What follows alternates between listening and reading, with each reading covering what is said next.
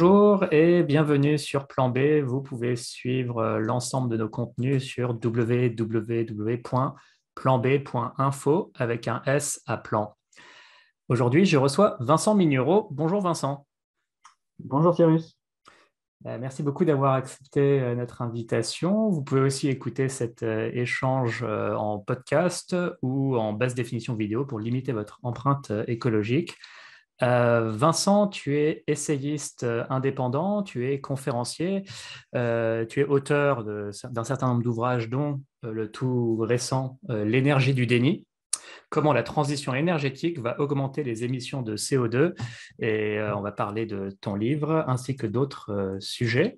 On va parler de la notion de renforcement synergique des énergies, qui est une notion que tu as développée, me semble-t-il. Le problème de la manière dont on analyse la transition énergétique et les solutions potentielles pour mener cette transition, avec notamment, comme tu le dis, des analyses en système isolé qui ne rendent pas compte de l'échelle systémique. On est, selon toi, dans le déni à la fois sur les questions énergétiques et climatiques. Que faudrait-il pour en sortir? Est-ce qu'on est dans un film comme Don't Look Up? Est-ce qu'on va se réveiller un jour parce que la comète est juste trop proche et visible? Bon. La question du collapse washing, notion que tu as également développée, que tu vas nous présenter. Et puis, comme des sujets peut-être plus inhabituels, qui sont sur les questions d'effondrement, mais plutôt de régulation ou de limitation de l'effondrement énergétique et ou climatique, où on pourra parler de rationnement, de géo-ingénierie. C'est des sujets sur lesquels tu réagis sur les réseaux sociaux et je suis curieux de voir ton avis sur ces questions d'ailleurs potentiellement controversées. Voilà, peut-être si je te laisserais te présenter en quelques mots. Moi, je dis parfois, Vincent, c'est le mec qu'on invite aux soirées écolo et qui casse l'ambiance, mais on le réinvite volontiers pour cette raison-là. Parce que tu as un positionnement particulier qui consiste à, comment dire, remettre en question les récits qui peuvent sembler jolis et rassurants, mais qui sont dissonants. Voilà. Peut-être je te laisse poursuivre sur la manière dont tu te positionnes, justement.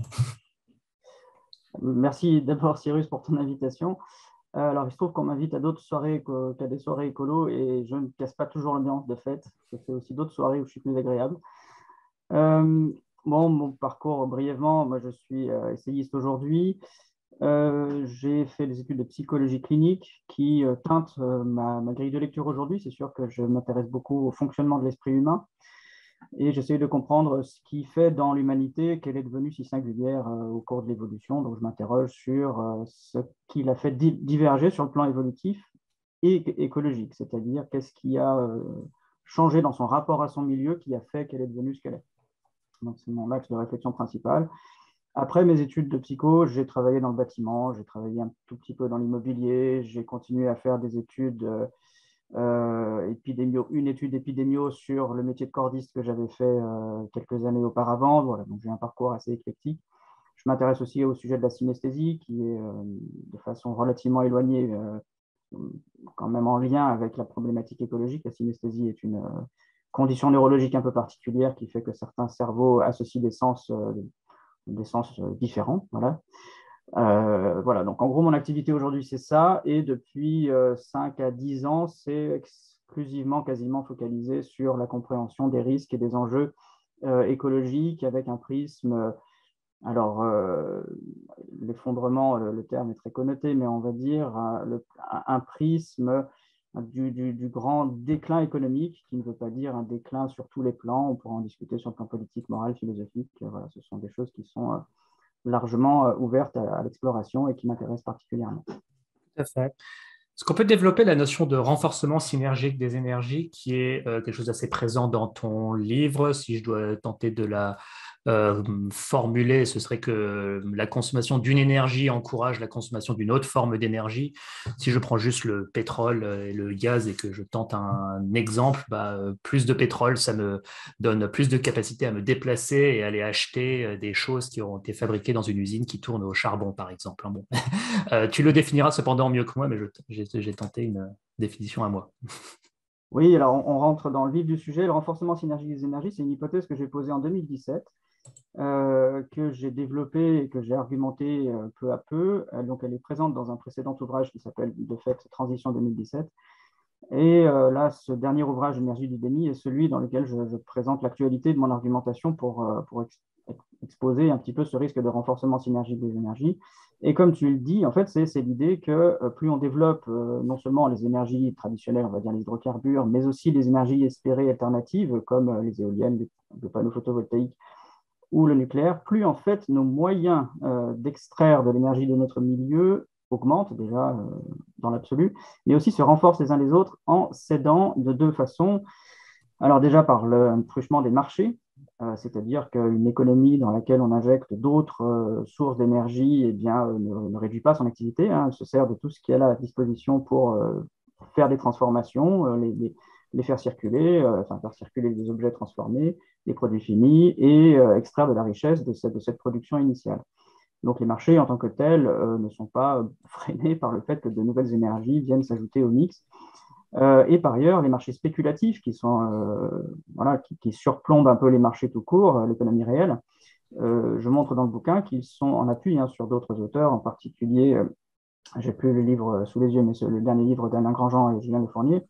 Je montre que la transition énergétique est aussi un outil pour les marchés pour se renforcer eux-mêmes et de fait renforcer leurs moyens de fournir des capitaux pour extraire toujours plus d'hydrocarbures. Donc voilà, il y a une espèce de relation plus ou moins indirecte et plus ou moins, en tout cas visible, entre le développement économique et spéculatif de l'industrie des ENS. Je dis ENS pour énergie dite de substitution, hein, c'est la grande famille des énergies renouvelables et nucléaires pour moi. Donc voilà, le marché spéculatif s'appuie aussi sur le marché de la transition pour finalement renforcer celui des hydrocarbures. Et puis, il y a un dernier point qui me semble très intéressant à moyen et long terme, c'est celui que dans le réel, en fait, on observe déjà des sites d'extraction de charbon, de pétrole et même aujourd'hui un peu de gaz sur lesquels eh bien, on utilise tout simplement des énergies qu'on aurait espéré être de substitution, mais en fait, pour finalement fournir de l'électricité à des moyens d'extraction du pétrole, du charbon ou du gaz. Et ce que je pose comme hypothèse, c'est que ces moyens-là ne sont pas investis de façon généreuse et philanthropique par les industriels des hydrocarbures, mais parce que c'est plus économique et que de fait, en faisant des économies sur l'exploitation, alors c'est plus économique d'une part, et c'est aussi parfois la seule solution technique qu'on peut avoir sur certains sites. Et donc, de fait, les industriels sont intéressés à utiliser ces sources d'énergie qui sont censées réduire les émissions de CO2, mais finalement pour extraire plus d'hydrocarbures du sol. Et voilà, ce serait le résultat, c'est ce que j'appelle le renforcement synergique des énergies, avec tout ce que je viens de dire. Et ben, au lieu d'avoir un avenir de l'humanité dans lequel on réduirait les émissions de CO2, finalement, on se retrouverait à en avoir émis plus. Et je fais très simplement, vous voyez tous, je pense que ton public est un public d'experts, vous voyez tous la courbe en cloche qui est censée être l'évolution de l'exploitation des hydrocarbures avec cette grande déplétion derrière. Et en fait, l'idée, c'est qu'à partir du moment où on développe des énergies dites de substitution, avec tout ce que je viens de dire, eh bien, on n'augmente pas fondamentalement, considérablement les émissions de CO2, mais globalement, eh bien, on augmenterait la surface sous la courbe. Voilà, c'est ça l'idée, c'est qu'on aurait l'impression que la déplétion serait encore plus rapide grâce à ces énergies, et en fait, on aurait tiré la pente de la courbe vers la droite, et de fait, on aurait finalement émis plus de CO2 que si on n'avait pas fait de transition. Tu donnes un exemple de ce que tu viens d'évoquer dans ton livre où, à l'échelle d'un site, l'utilisation d'énergie de substitution repousse le mur de la déplétion de la ressource, avec l'exemple du sultanat d'Oman, donc qui emploie sur un de ses sites de l'énergie solaire pour la récupération assistée du pétrole, donc récupérer encore plus de pétrole que si le puits n'arrivait en fin de vie. Donc l'énergie solaire, cette technologie ne met pas de GES une fois le dispositif construit, oui. Mais certains sites pétroliers, tels celui d'Amal dans le sultanat d'Oman, avec le concours de la centrale solaire Mira, inaugurée en février 2018, injectent l'eau chauffée dans les nappes de pétrole afin de faciliter son extraction lorsque celui-ci est trop dense ou visqueux. Si l'injection d'eau dans les nappes n'est pas nouvelle, l'utilisation d'une énergie dite décarbonée se retrouve ici à participer aux émissions de CO2. Ça m'avait inspiré, entre autres, avec d'autres exemples qui sont pour partie inspirés de ton livre dans un article que j'avais intitulé La transition énergétique est-elle partie pour tourner au gigantesque fiasco? Et merci de l'avoir relu au fait, que j'avais posté, puis qui avait attiré un peu d'attention. Et Jean-Marc Jancovici, beau joueur, avait réagi en disant on observe également ce phénomène, je ne le savais pas, mais dans les exploitations de sable bitumineux du Canada, donc une autre de ces sources d'hydrocarbures qu'il ne faut surtout pas exploiter si on veut vivre dans un monde à peu près habitable. Bon. En faisant remarquer que des recherches étaient en cours pour employer des petits réacteurs modulaires, donc nucléaires, les SMR, Small Modular Reactors, bah, pareil, pour fournir l'électricité qui serait utile à exploiter ces ressources-là. Donc, on voit bien que le nucléaire, enfin voilà, c'est pas pour taper sur le solaire, mais Jean-Marc Jancovici qui émet une réserve sur une technologie nucléaire, c'est quand même pas rien aussi. Donc voilà, c'est des choses qui s'observent. J'ai du mal à voir si ça va se déployer à grande échelle, mais en tout cas, il y a des germes de cela, en effet.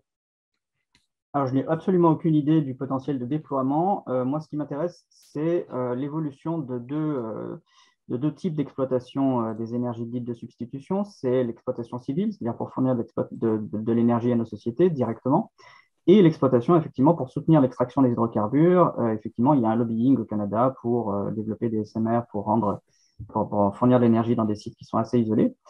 Ce qui m'intéresse, c'est de voir dans quelle mesure, là, je vais être un petit peu plus technique, il me semble que dans la conceptualisation de la transition énergétique, on est passé à côté du fait que en fait, les infrastructures d'énergie dites de substitution ne sont pas autonomes, d'une part, ne sont pas capables de s'auto-engendrer. Et en fait, plus précisément, plus techniquement, ce ne sont pas des structures dissipatives, et pourtant on a cette image-là, c'est-à-dire qu'elles captent l'énergie du soleil, comme une fleur, une plante, et puis ben, la plante, elle fabrique son infrastructure, sa structure, hein, ses cellules, ses feuilles, ses tiges, etc., directement. Or, ce n'est pas du tout le cas des panneaux solaires, ce n'est pas le cas des éoliennes qui ne capturent pas l'énergie du vent pour chercher les ressources dans le sol et fabriquer leurs pylônes et leurs pales. Ce ne sont pas des structures dissipatives. Elles n'acquièrent pas leurs propriétés simplement parce qu'elles convertissent de l'énergie, ce qui est le cas des animaux, des plantes, de nos sociétés, des êtres vivants, une quantité d'autres structures physiques, mais pas les ENS. Et de fait, n'étant pas capable de s'auto-engendrer, de s'auto-entretenir, eh bien, ça se trouve, si le flux d'énergie et d'hydrocarbures, qui est le seul qui, jusqu'à présent, leur permet d'exister, c'est-à-dire d'être construite et d'être entretenue, si celui-ci se tarit, en fait, elle pourrait tout simplement ne pas se survivre à elle-même. Puisque de la simple capture du vent, du soleil ou de la simple alimentation par des radionucléides, elles ne sont pas capables d'assurer la construction, l'entretien et le remplacement de leurs infrastructures. Donc, ce qui m'intéresse, moi, c'est de savoir dans quelle mesure la fourniture d'énergie pour le civil à partir de sources dites de substitution va survivre elle-même dans l'avenir, déjà, et finalement, si contre-intuitivement, finalement, ces sources d'énergie-là ne vont pas de plus en plus être exploitées en soutien à la seule énergie qui permet, historiquement et avec preuve à l'appui, de soutenir l'existence de nos sociétés, c'est les énergies carbonées. C'est ça qui m'intéresse particulièrement dans l'évolution future des approvisionnements en énergie. Quel sera le ratio entre la capacité des infrastructures à fournir du civil, de l'énergie pour le civil, ou à fournir de l'énergie pour l'extraction des hydrocarbures, qui sont à date les seules sources d'énergie capables à elles seules de soutenir le fonctionnement de nos sociétés. C'est pas vraiment mon questionnement. Alors, je regardais encore des courbes qu'on pourra partager, mais effectivement, la part des énergies fossiles dans l'énergie primaire consommée mondialement était de 0% au début du 19e siècle, puis progressivement augmenté avec le charbon qui en partie remplace et en partie se substitue à la biomasse, et puis qui rajoute une énorme couche de charbon par-dessus, puis le pétrole, jusqu'à ce que les énergies fossiles atteignent de l'ordre de 80% de l'énergie primaire consommée, je pense, à partir des années 60, dans ces ordres-là. Et depuis, c'est resté à 80%, malgré l'arrivée du nucléaire, malgré l'arrivée et puis surtout le gaz aussi s'est rajouté à ce mix-là. On n'observe pas à échelle mondiale de transition énergétique. Bon, ça, je pense que beaucoup de gens qui nous écoutent ont ce genre de courbe d'empilement énergétique à échelle mondiale et non de transition.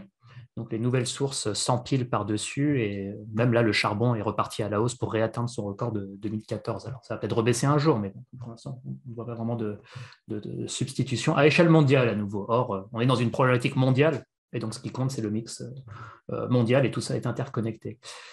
Des objections qu'on pourrait imaginer à ça, néanmoins, alors si on prend le rapport RTE, qui n'est certes que sur la France, donc c'est un mix futur qui va être basé sur en partie des sources pilotables, nucléaires, hydrauliques, et en partie des sources intermittentes, mais qu'on peut gérer avec de la flexibilité, de la gestion de la demande, du stockage. Bon. Et donc ce mix futur purement français, on est d'accord, donc il n'est peut-être pas purement autonome. Néanmoins, est-ce qu'on ne peut pas quand même imaginer une espèce de système qui allie sobriété, tout électrique, une base pilotable et des compléments intermittents qui soient soutenables selon toi? C'est la question des systèmes isolés que tu voulais que nous traitions. Je ne pourrais répondre à cette question que si ce mix énergétique, voilà, le plus renouvelable ou en tout cas autonome, indépendant des hydrocarbures, je ne pourrais répondre à cette question que s'il parvient vraiment à s'isoler, à la fois techniquement, mais surtout par le prisme des marchés, par le truchement des marchés, des approvisionnements ou des influx de richesse générés par l'économie des hydrocarbures. Mais pour estimer de cette faisabilité, alors les scénarios, même RTE est assez prudent sur certains scénarios. J'ai écouté récemment Le Réveilleur qui lui-même rappelle qu'il faut être extrêmement prudent avec ces scénarios. Il y a beaucoup d'incertitudes techniques, oui, tout à fait. Mais voilà, moi ce que je voudrais dire, c'est qu'il y a possiblement des incertitudes conceptuelles. En fait, il faut bien se rappeler que l'industrie des hydrocarbures, comme tu l'as très bien dit, est partie de zéro. Et à partir de zéro, ce sont les hydrocarbures eux-mêmes et eux seuls qui ont permis deux choses. C'est l'alimentation en énergie des sociétés, d'une part, mais aussi la fabrication, la construction des infrastructures d'extraction des hydrocarbures. Voilà. Elle a fait ces deux choses-là. Les hydrocarbures ont fait ces deux choses-là en même temps. Et de fait, en partant de zéro, la croissance de la disponibilité de ces sources qui alimentaient les infrastructures et la société, c'est le monde de ces 200 dernières années, c'est la modernité telle qu'on en profite encore aujourd'hui. Et puis aujourd'hui, nous sommes plutôt au haut de ce plateau. Mais la grande différence conceptuelle, à mon sens, et je peux me tromper, j'espère me tromper, c'est que ce soit une centrale nucléaire, un parc éolien ou de panneaux photovoltaïques, ou même un barrage hydroélectrique, en fait, la production d'énergie de ces infrastructures commence en haut de la courbe par rapport à la source d'énergie qu'elles convertissent. À aucun moment, ni l'eau, ni le vent, ni le soleil, ni les isotopes n'ont fait les infrastructures, n'ont contribué à la croissance économique qui permet à ces infrastructures d'exister. À aucun moment. Ce qui fait que ces infrastructures commencent au plus haut de leur potentiel de fourniture d'énergie. Au plus haut. Et rien d'autre que les hydrocarbures n'ont pu leur permettre d'exister initialement. Et partant au plus haut de leur capacité, en fait, pour des raisons thermodynamiques, je sais que ce mot-là, il ne faut pas trop l'utiliser, il est parfois très mal accepté, pour des raisons thermodynamiques, parce que toutes les transformations sont irréversibles et que du coup, une infrastructure, ça ne peut que se dégrader avec le temps.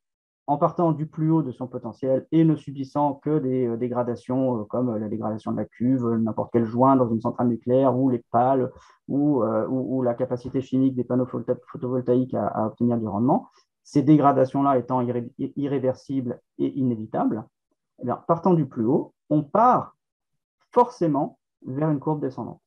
Mmh. La totalité de ces systèmes de production d'énergie partent du plus haut de leur capacité et ensuite ne peuvent que décroître en production. Une fois qu'ils ont atteint leur plein rendement, c'est fini, ils ne peuvent que fournir moins d'énergie avec le temps. Et donc la réponse au scénario RTE, c'est moi j'aimerais bien que ces infrastructures deviennent autonomes, mais comment fait-on s'il n'y a plus une source d'énergie extérieure qui vient pallier les dégradations inhérentes au fonctionnement de n'importe quelle infrastructure technique, n'importe laquelle? Voilà, c'est la question ouverte. Si on poursuit ce propos sur l'analyse en système isolé, tu évoques dans ton livre l'outil des ACV, analyse de cycle de vie. Alors, les avantages que ça peut avoir, mais aussi les limites de l'analyse, puisque c'est effectivement en système isolé, il faut bien fixer des bornes à un moment, et ça ça ne rend pas forcément compte des choses à leur échelle systémique. Quels sont peut-être des exemples qu'on pourrait donner un peu, t'en donne, hein, mais concrets sur les limites de ces analyses en système isolé, que ce soit ACV ou n'importe quel récit ou analyse qu'on développerait sur la transition énergétique. Je ne sais pas si voilà, le cas du véhicule électrique ou le cas comment dire, du déploiement du parc nucléaire en France, qui sont quand même des exemples assez reconnus de transition énergétique par substitution, même si bon, le nucléaire n'a pas zéro impact et la voiture électrique non plus, ça c'est reconnu. Donc les ACV ne donnent pas une empreinte carbone de zéro pour le véhicule électrique. Néanmoins, tu dis que même ça, même en essayant de vraiment prendre les bornes les plus larges du système, on ne rend toujours pas compte du fonctionnement à échelle systémique. Ah ben non, en fait, c'est une question de méthodologie assez profonde. Aucun humain, ni aucun groupe d'humains, même avec les meilleurs outils techniques, ne peut connaître précisément l'information qui le définit lui et le système auquel il appartient. C'est pas possible, c'est une impossibilité épistémologique. Il n'y a pas de réponse autre à cette question-là que de dire non, ce n'est pas possible. On ne peut pas connaître la complexité de la biosphère, a fortiori avec une planète, avec des humains dedans et une infrastructure technologique, une société thermo-industrielle. On ne peut pas connaître. Donc, on est obligé de ne fonctionner que par défaut, c'est-à-dire en sélectionnant effectivement les hypothèses de départ, le périmètre d'analyse et en faisant des calculs sur le nombre de données qu'on peut prendre en compte. Mais on ne pourra jamais, jamais, jamais tout prendre en compte. Donc, par défaut, la réalité aujourd'hui de la transition énergétique, c'est d'avoir fait quantité d'études, quantité de scénarios qui sont tous imparfaits et lacunaires, tous, nécessairement, il n'y a pas le choix. Et ensuite, d'avoir raisonné à rebours en disant, ben, ces scénarios-là nous plaisent suffisamment et on va dire, ben, c'est possible. Sauf que dans les paramètres non pris en compte, il y a tout le reste. Il y a par exemple des choix politiques, il y a par exemple la rivalité économique, il y a par exemple le fait que les ENS ne soient pas des structures dissipatives, donc elles ne peuvent pas être autonomes. Donc, tous ces paramètres-là qui ont pu être glissés sous le tapis ou oubliés, ou même qui ont pu structurer un déni collectif. Et c'est comme ça que je l'analyse. C'est-à-dire qu'on n'a pas envie d'arriver au bout de l'approvisionnement énergétique. Donc, on n'a pas envie. Il y a aussi une part de nos désirs qui préfèrent, dans les études, choisir celles qui sont favorables à l'avenir ouvert. Mais en fait, c'est un biais de raisonnement fondamental. J'ai caricaturé, mais en fait, une fois en intervention, mais je vais le refaire ce soir, pardon, cet après-midi. Je vais le refaire parce que c'est très parlant.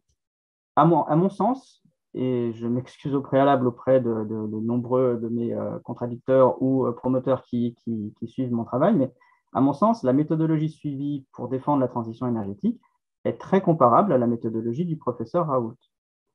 Pourquoi? Parce que le professeur Raoult, il a dit l'hydroxychloroquine, ça marche. Mais il a choisi quelques patients dans son hôpital chez qui il a constaté que, selon lui, ça marchait. Donc là, il a pris un système isolé, il a pris un sous-système de l'ensemble des malades, et puis il a dit, là, ça marche. Il a fait une généralisation abusive. Il n'a pas tenu compte de la littérature et puis des hypothèses de départ, c'est-à-dire on ne sait pas, donc il faut faire attention, la maladie est nouvelle, le coronavirus est nouveau, etc. La situation est nouvelle.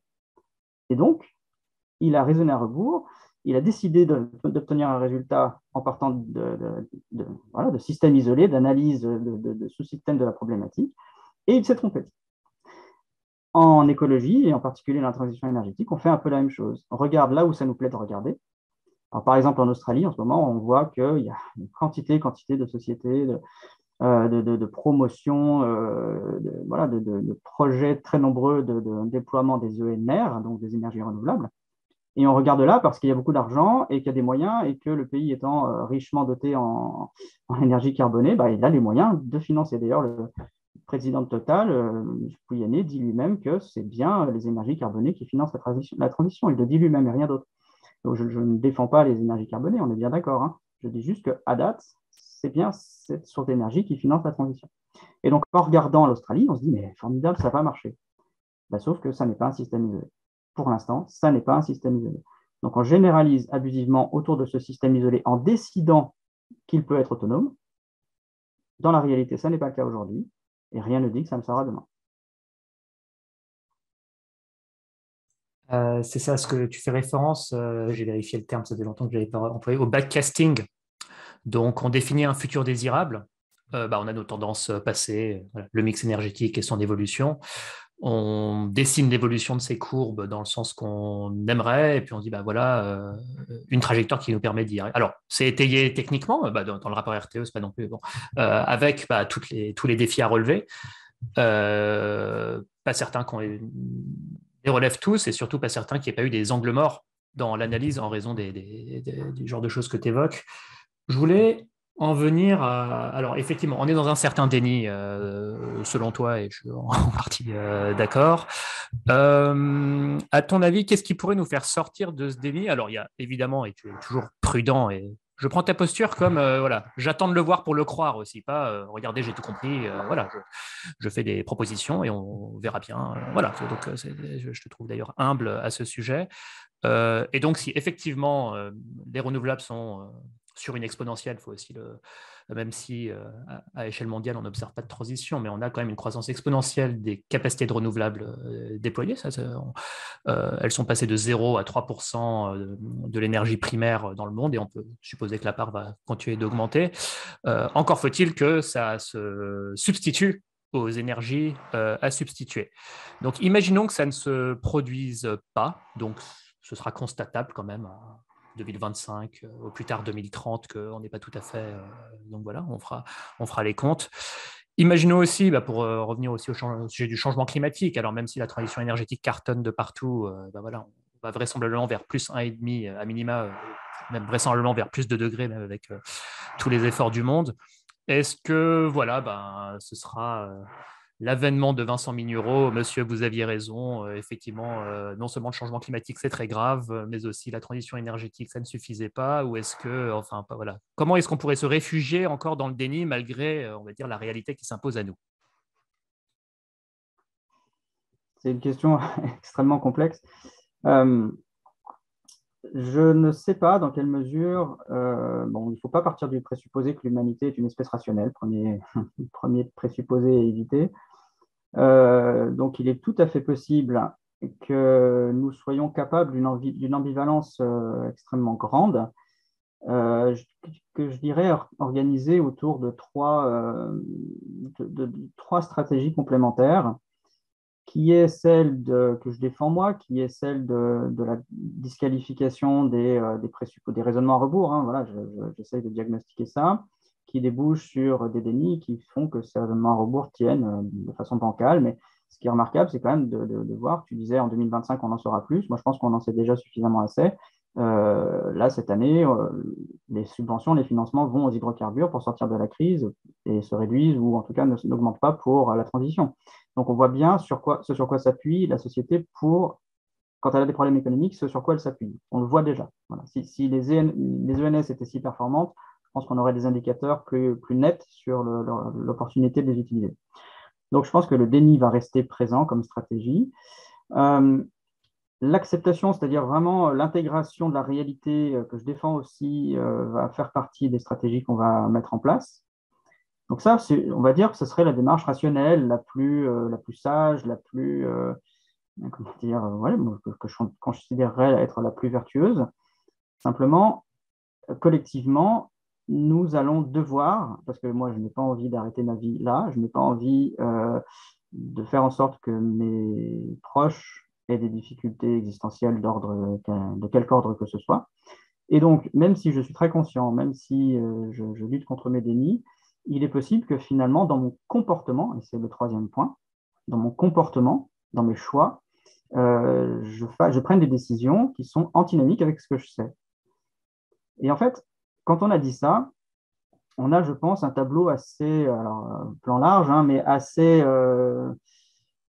lucide sur ce que fait l'humanité hein, depuis qu'elle est là, peut-être. C'est-à-dire être capable de dire les choses, être capable de surmonter certains dénis intellectuellement, et même parfois émotionnellement. On arrive à se dire, mais ça y est, la décision que j'ai prise, je sais qu'elle impacte l'environnement de façon irréversible. Donc on en est capable. Par contre, faire le pont entre ce qu'on sait et la réalité, c'est beaucoup, beaucoup plus difficile. Et il est possible que l'avenir, ça soit ça, c'est-à-dire des arbitrages terribles, contrariants, ambivalents, avec des décisions qu'on ne voudrait pas prendre, mais qu'on prend quand même parce qu'on est un peu incapable quelque part, ou qu'on est pris dans un système soit économique ou politique ou morale, et il faut le défendre, ou simplement parce qu'on aime ses proches, on n'a pas envie de prendre certaines décisions qui font prendre des risques à soi-même ou aux proches ou à la société à court terme. C'est très important de préciser à court terme, c'est-à-dire que ce que je précise dans le livre, c'est que l'ambivalence de nos choix, ce sont toujours finalement des arbitrages court terme, long terme. Aujourd'hui, pour protéger le long terme et les enfants de demain, les prochaines générations, il faut réduire nos revenus. Point. Il n'y a pas d'autre alternative. Revenus, PIB, à l'échelle mondiale, en commençant par les plus riches. Voilà. C'est ça la chose à faire. Bon. Imaginons que ça se produise. Eh bien, demain, dans un temps futur, cette réduction du PIB et des revenus à l'échelle mondiale aura épargné le milieu, résolu des tas de problèmes systémiques, parce qu'on aura réduit la demande en flux de matière, en flux d'énergie, etc. Alors, résolu non, mais en tout cas réduit certains problèmes de pollution, etc. Donc le milieu sera plus favorable à l'existence des humains dans 50, 100, 200 ans. Très bien. Simplement, cette décision-là, à court terme, réduire PIB et revenus à l'échelle mondiale, c'est une prise de risque immédiate pour quasiment la totalité de l'humanité, a fortiori que l'essentiel de l'humanité est très très loin d'avoir atteint le niveau de vie que toi et moi nous partageons et la plupart de ceux qui regardent cette vidéo. Donc, ces arbitrages-là, ils sont terribles. On sait exactement ce qu'il faut faire, réduire PIB revenu à l'échelle mondiale. Il n'y a pas d'autre solution. Enfin, tout ce qu'on dit à côté, faire de la perma, faire une transition énergétique, consommer différemment, pour moi, ce sont des chimères. C'est vraiment des discours par-dessus une réalité qu'on ne veut pas entendre. La seule chose à faire, c'est réduire la demande en flux de richesse. Point. C'est réduire la dépendance au système capitaliste, libéral, productiviste dont on dépend. C'est ça, il n'y a pas d'autre alternative. Tout le reste, c'est à mon sens du vernis pour se dire on fait des choses différemment, mais surtout oublions de trop penser, enfin, oublions que la vraie clé, c'est la réduction du flux qui arrive, qui est entrant, pas celui qui sort. Hein, voilà. Et ça, c'est un changement complet de perspective par rapport à la réalité qu'on a beaucoup de mal à faire, que notre cerveau n'est même pas forcément bien préparé pour faire, c'est-à-dire regarder en amont de ce qui le fait exister et faire des choix. C'est un peu, c'est aussi bizarre à dire, c'est bizarre à dire parce qu'en fait, le cerveau est fonctionnellement fait pour toujours s'inspirer du passé pour prendre des décisions, sauf que la conscience, non. La conscience, elle regarde devant, on fait des choix en fonction de la réalité qui nous arrive au fur et à mesure. Bref, donc tout ça pour dire que, pour répondre à ta question, je pense que l'humanité sera tout à fait capable de jongler entre. Alors, on l'a vu avec le film Don't Look Up. Je crois que tu voulais en parler. J'ai commis un court article que j'ai intitulé Don't Look After parce que je pense qu'au bout d'un moment, on n'en a plus rien à faire. Don't Look Up est pour moi symboliquement une étape, c'est-à-dire qu'il y avait une très très forte attente de la part de beaucoup de militants, de personnes investies voilà, dans l'effort écologique, pour expliquer, justifier, légitimer et pardonner l'échec. Parce qu'on est vraiment tous en échec et pourtant beaucoup ont fait de gros efforts, ont sacrifié leur vie, se sont exposés, leur santé, leurs proches, leur famille, des divorces, des choix terribles, faire des enfants, ne pas faire d'enfants, quitter le système d'assurance sociale. Enfin, voilà, certains ont fait des choix absolument terribles. Et ça n'a pas marché. C'est le problème, c'est que ça marche sur la focale qu'on peut avoir. C'est certains qui ont fait des efforts fantastiques. Là où ils vivent, ben oui, ils ont l'impression de faire mieux. Et puis, c'est sincère et il n'y a pas de critique à avoir. Ils ont raison de leur point de vue. Sauf qu'à l'échelle planétaire, mais ça n'a pas marché. Ça ne s'étend pas, ça ne se partage pas, ça n'est pas rival sur le plan économique. Et donc là, il y a une vraie demande émotionnellement profondément ancré dans le cœur de ceux qui ont fait des efforts, des écolos, c'était de finalement trouver un moyen de se réconcilier avec la cause des problèmes, se réconcilier avec cette société qu'on souhaite quitter et en fait qu'on n'arrive pas à quitter. Et puis quand on la quitte, même quand on la quitte, en fait, ça marche même pas. Et j'ai vraiment le sentiment que là, ce film est extrêmement à la fois piégeux et attendu. C'est-à-dire qu'il est vraiment c'est le modèle économique capitaliste qui s'excuse, qui dit, bah, voyez, nous on sait, en fait, tout le monde sait, Hollywood, c'est Netflix, voilà, on sait qu'on va crever dans des conditions difficiles, à une échéance X, avec une planète largement détruite, on le sait. Ben, on est comme vous, quoi. Hein. On le dit sur un ton badin, sur le ton de l'humour, de la complicité, vous nous regardez, vous acceptez, vous prenez du plaisir, parce qu'en plus c'est une comédie, et ben, on est complices, on est tous dans la même galère finalement. À la fin, on est limite content que la comète s'écrase et Et que voilà. le plan de... Bon, sans vouloir spoiler, hein, mais bon, vous avez qu'à le regarder ou alors ne pas écouter ce passage-là, que le plan de Bash foire et que cette humanité-là, qui est quand même... voilà, on se dit, mais tout ça, cette médiocrité, qu'est-ce qu'il y a vraiment à préserver? Enfin, on ne nous montre pas non plus un bon côté de l'humanité qui donne forcément envie à ce que, à ce que la comète nous épargne, quoi. J'ai bien aimé, c'était un soulagement pour tous les collapsos aussi, ce film. Je pense que je t'ai lu dire Mais oui, ça. Voilà.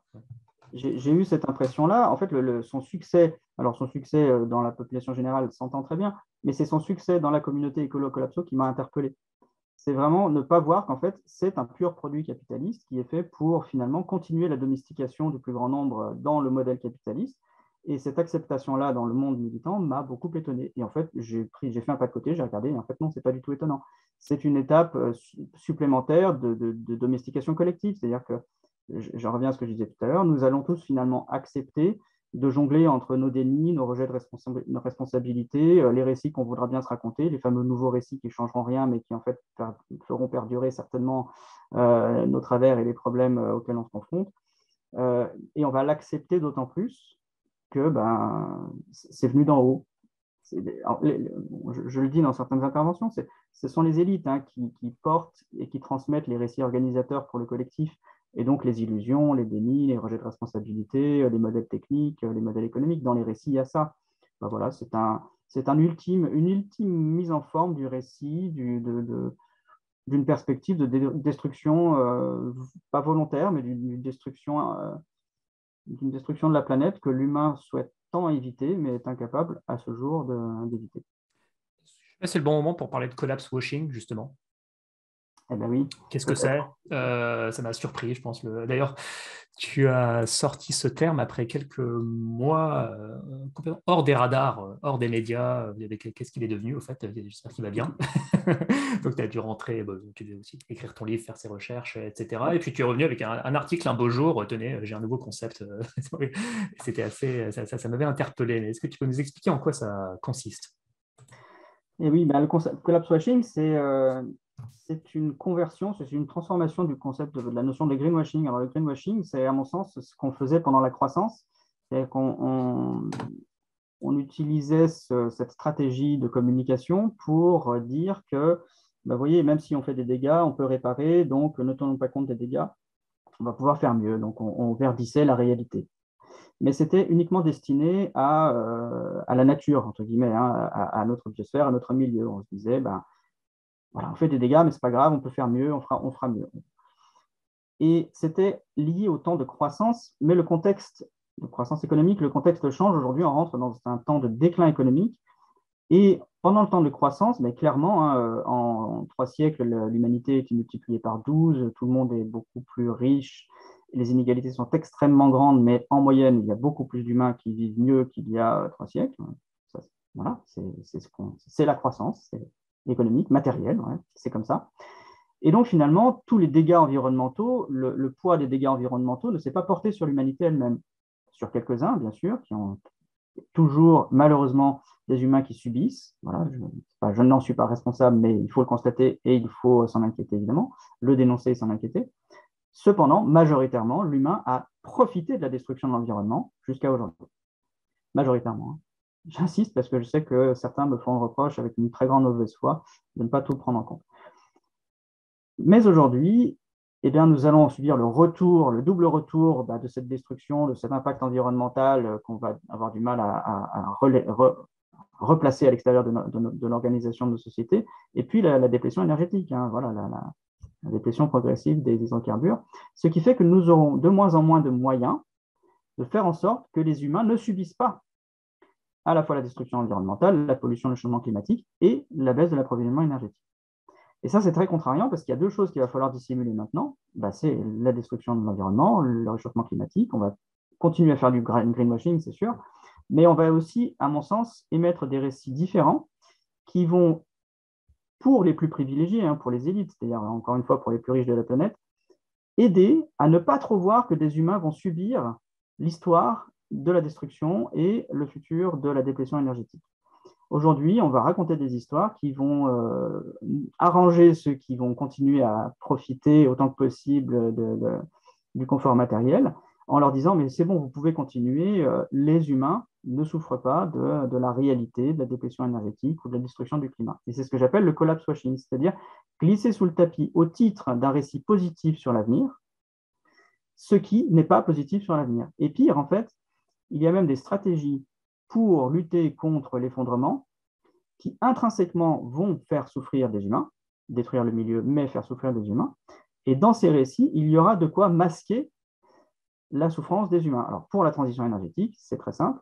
Fabriquer des éoliennes, des panneaux photovoltaïques ou des centrales nucléaires, ça nécessite d'extraire des ressources du milieu sur lesquelles de plus en plus des humains vivent. Parce qu'en fait, là où les ressources se situaient, les ressources qui se situaient loin des lieux où les humains vivent ont déjà été exploitées. Donc aujourd'hui, on va déplacer des villages, on va détruire des forêts dans lesquelles des peuples, on ne dit plus premiers, mais des peuples indépendants ou en tout cas non intégrés à la société occidentale vivent, on va les expulser, on va détériorer leurs conditions de vie, comme autrefois, pour extraire de l'or, on polluait les rivières au mercure. On va continuer à faire ça de plus en plus.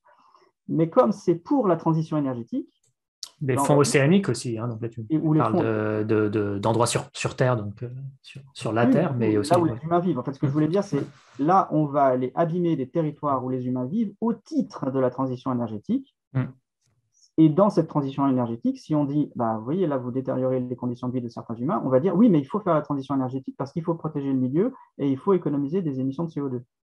Donc, c'est ça, le récit, un récit collapse washing, c'est ça, c'est énoncer un récit positif sur l'avenir sur le plan écologique avec une solution politique, technique, favorable à un avenir meilleur sur le plan écologique, qui va par elle-même dissimuler des dégâts environnementaux d'une part, mais aussi humains. Et c'est ça que j'appelle le collapse washing.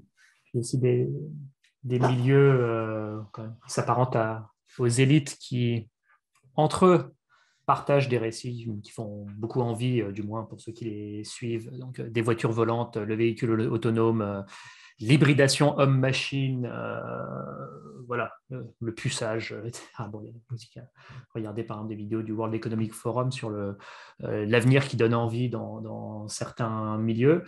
Qui se détachent de plus en plus de la masse, parce que, alors, bon, quand on parle des peuples premiers ou des plus pauvres, mais aussi des classes populaires, même moyennes, dans un pays comme la France, enfin, c'est pas leur préoccupation quotidienne, on va dire. C'est déjà survivre, boucler les fins de mois, voilà. Et donc aussi ce milieu qui s'auto-convainc d'un avenir désirable, donc aussi avec une scission croissante, je pense, pas que métropole et territoire périphérique, mais même, je dirais, 10% du haut, 10-20% du haut versus le reste, quoi.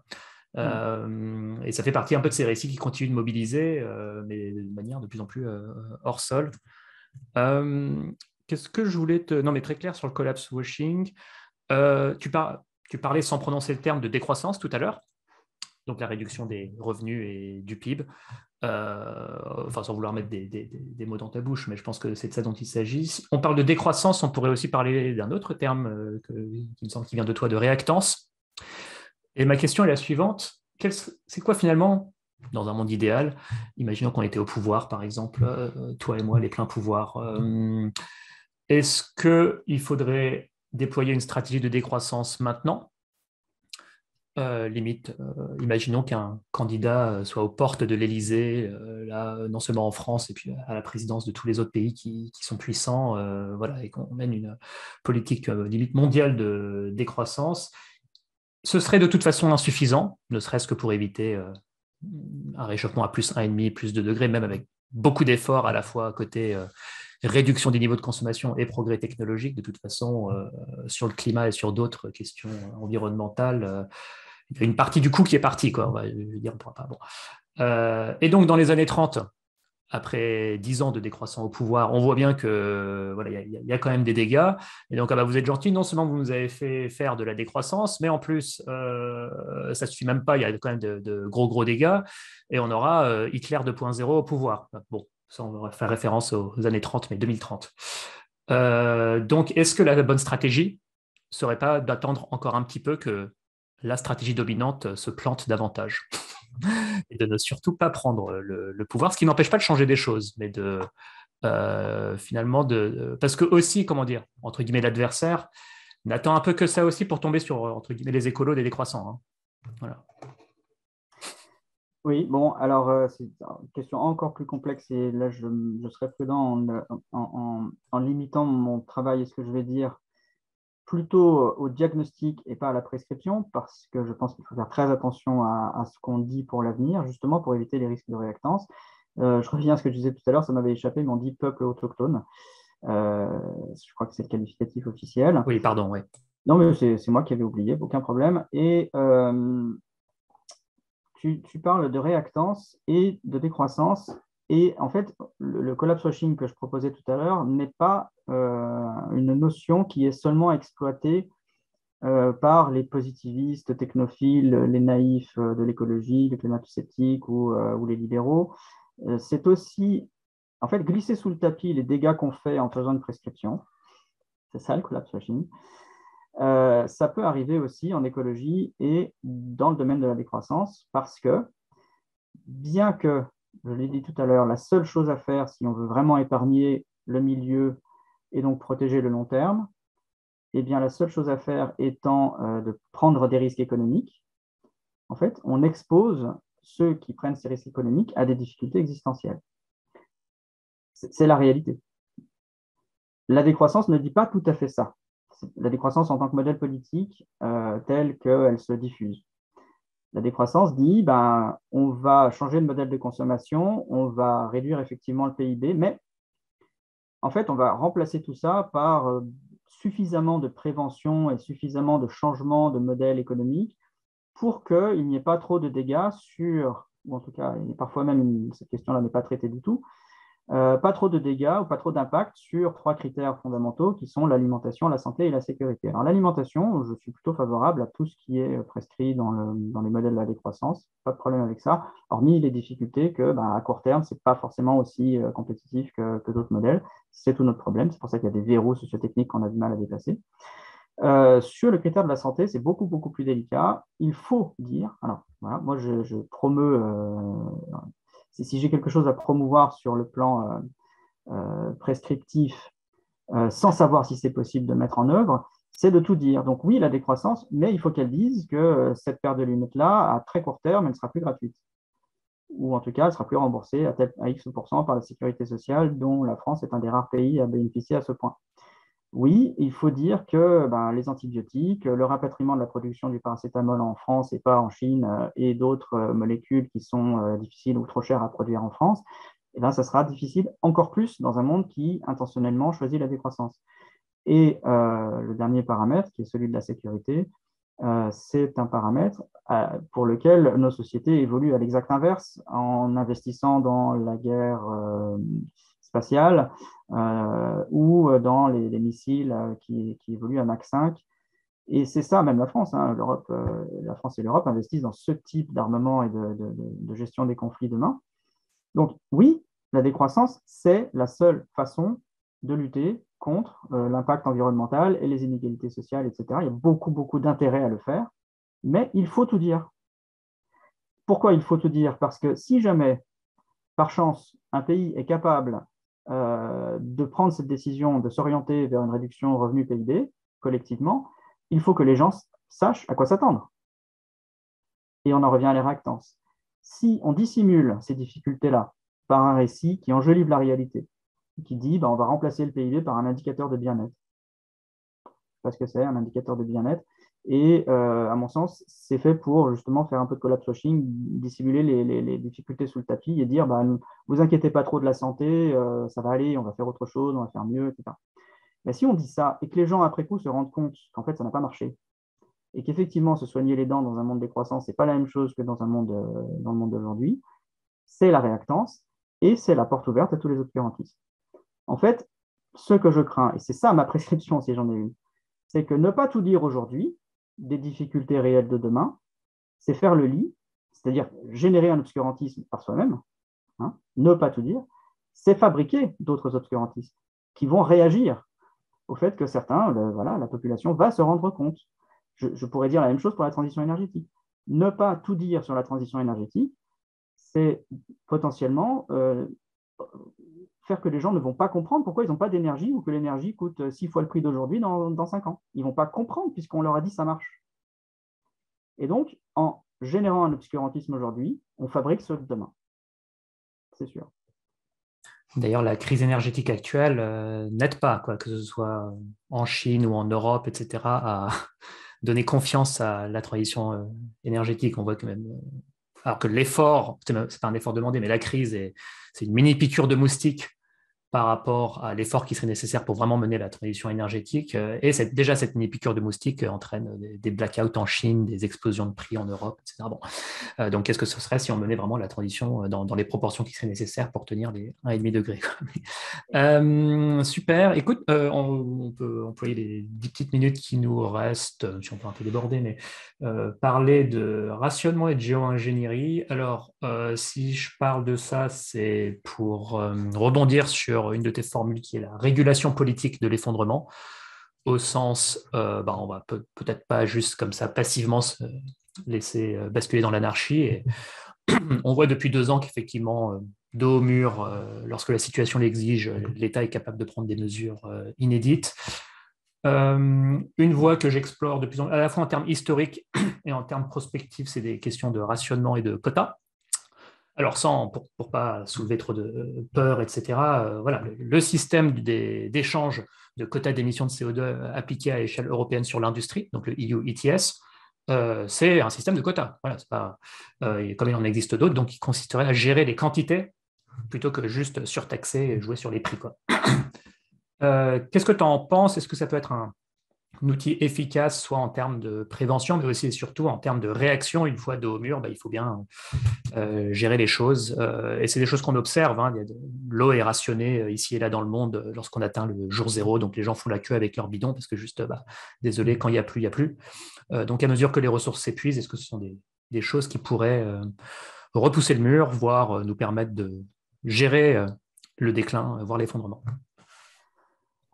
Sans doute, je ne suis pas suffisamment spécialiste de la question. Par contre, tu connais, et moi aussi, j'ai lu les travaux de Mathilde Suba qui a travaillé sur cette question. Je pense que l'histoire a montré que ça fonctionnait dans la mesure où il y a un projet collectif accepté par la population. C'est-à-dire que le récit en amont est cohérent. Donc oui, si on en revient finalement à ce que je disais tout à l'heure, je pense que l'humanité est tout à fait capable d'endurer des choses extrêmement difficiles, comme un conflit, une guerre qui amène des restrictions alimentaires. Voilà. Mathilde Zuba montrait qu'en fait, je crois que c'est elle, hein, elle montrait que pendant la Seconde Guerre mondiale, si mes souvenirs sont bons, en Angleterre, l'inégalité alimentaire s'était fortement réduite parce que donc l'accès à la calorie minimale était largement réduite. Tout le monde avait plus à manger en moyenne que dans les années précédentes. Pourquoi? Parce que le rationnement a rendu les choses plus équitables. Voilà. Et donc, oui, et c'était pourtant des temps très difficiles, mais les gens acceptaient, et de fait, la marge de manœuvre n'était pas très grande, mais en tout cas, le projet collectif de résister à un agresseur et de survivre faisait que ce rationnement a été accepté. Ici, on pourrait reprendre l'analogie avec Don't Look Up. Dans le film, ils ont un agresseur extérieur qui est une comète. Ils racontent un peu, voilà, les élites racontent un peu n'importe quoi sur cette comète. Il est donc impossible de mettre en place une stratégie collective cohérente qui permettrait, alors évidemment, on ne peut pas échapper à une comète, mais qui permettrait en tout cas d'éviter le pire avant le pire. Là, par rapport au changement climatique, nous sommes les acteurs du changement, ce qui est différent de la comète.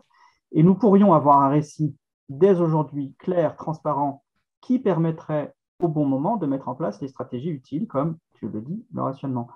Mais ça, c'est conditionné à la clarté du discours préalable, je crois.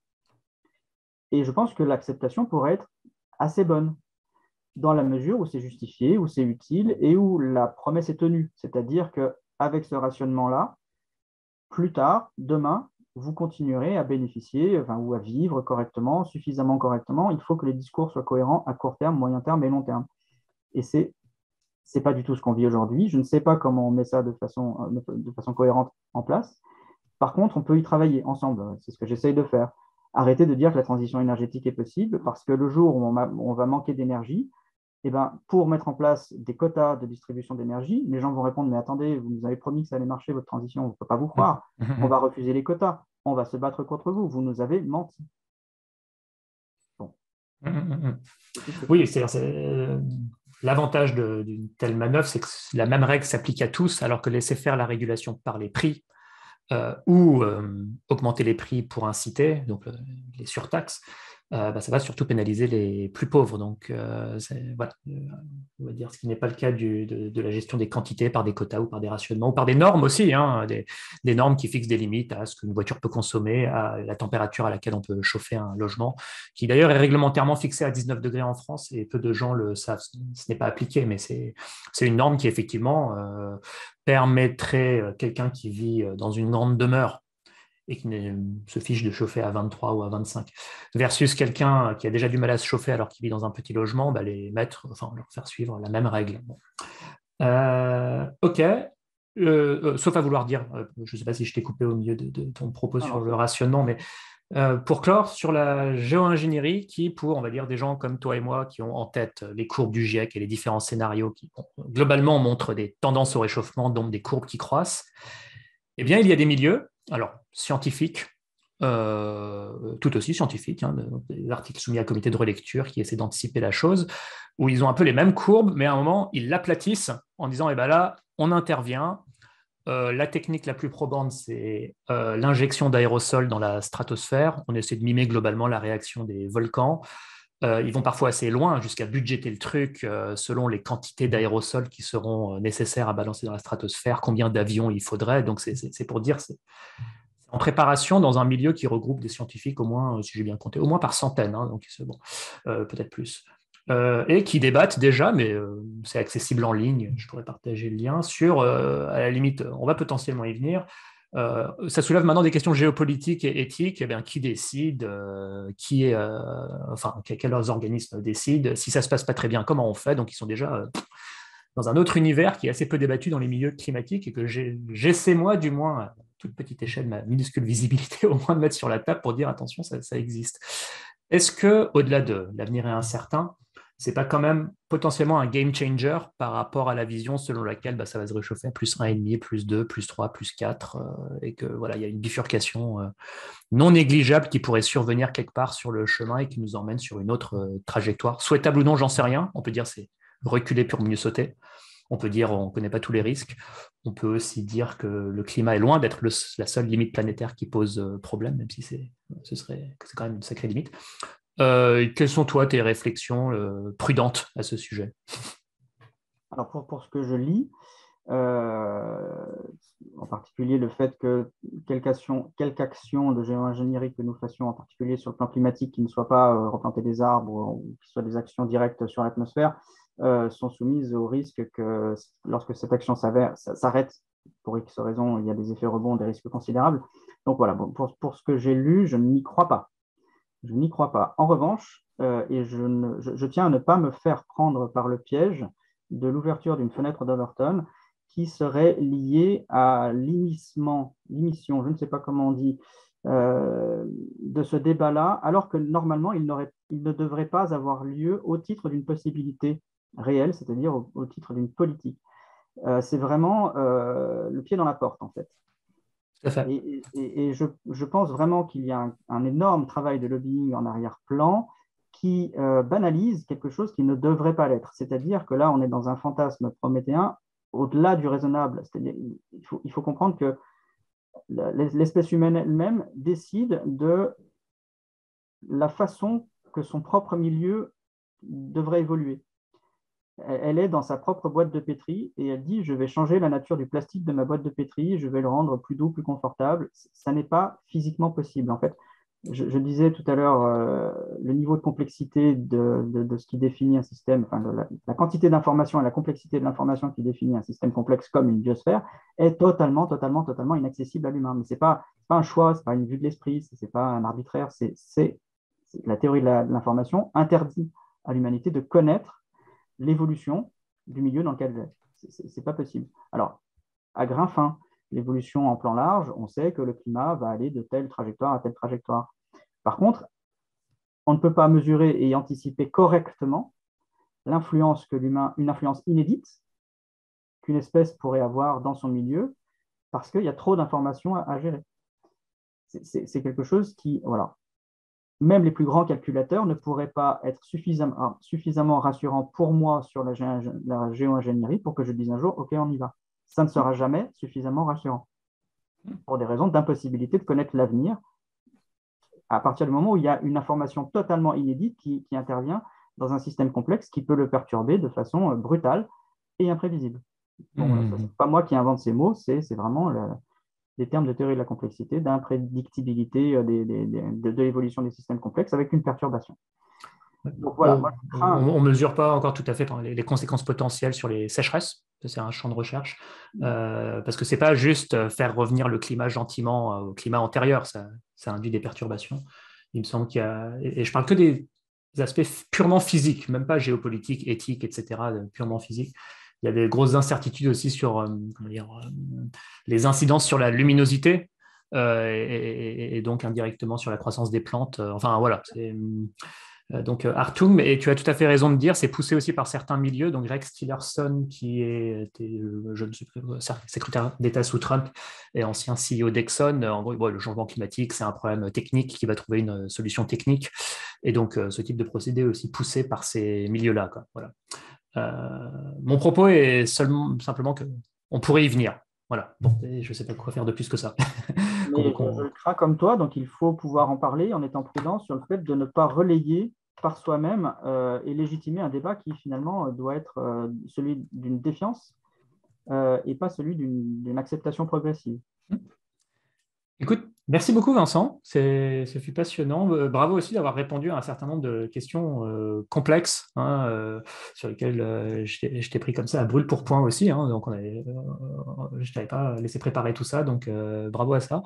Ce sont des questions compliquées et je pense que voilà, essayer aussi dans cette interview un peu de te challenger, puisqu'on regarde aussi tous les deux un peu en détail ces sujets-là, on s'interroge beaucoup.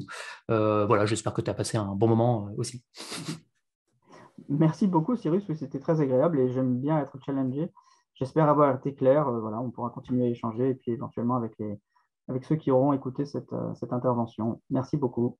Merci beaucoup Vincent. Quant à vous, n'hésitez pas, c'est le seul moyen de nous faire connaître sur Plan B, à liker, à commenter, à partager auprès de vos proches et puis à vous abonner à la chaîne. Ça ne génère pas de spam et ça nous aide pour le référencement sur YouTube. Voilà. Merci beaucoup et à bientôt. Au revoir.